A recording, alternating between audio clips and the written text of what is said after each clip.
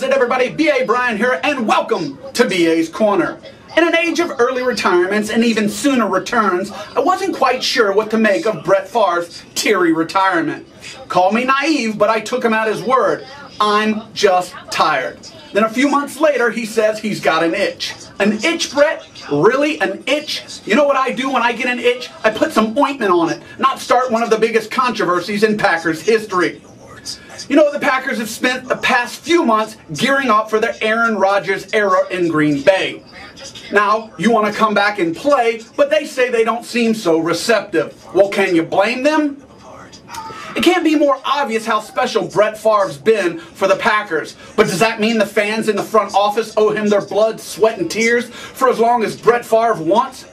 Look, here's the issue, Brett. We all know you threw an interception on your last play from scrimmage, and I'm sure that that's a tough pill for you to swallow. But get over it already, okay? You're one of the greatest quarterbacks of all time. Enough crying already. Take a job in broadcasting where I'm sure any number of networks will be clamoring and more receptive of your services. Then in 5 years, you'll be in the Hall of Fame and arguably one of the top 5 quarterbacks of all time.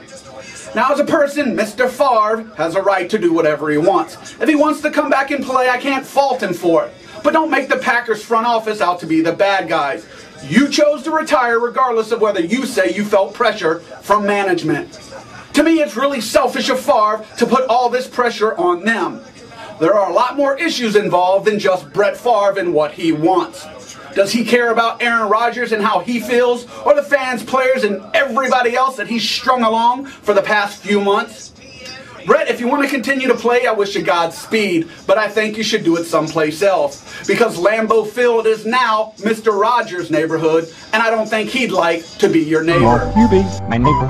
For ESPN 1420am.com, I'm B.A. Brian, and you've been hanging out with me in B.A.'s Corner.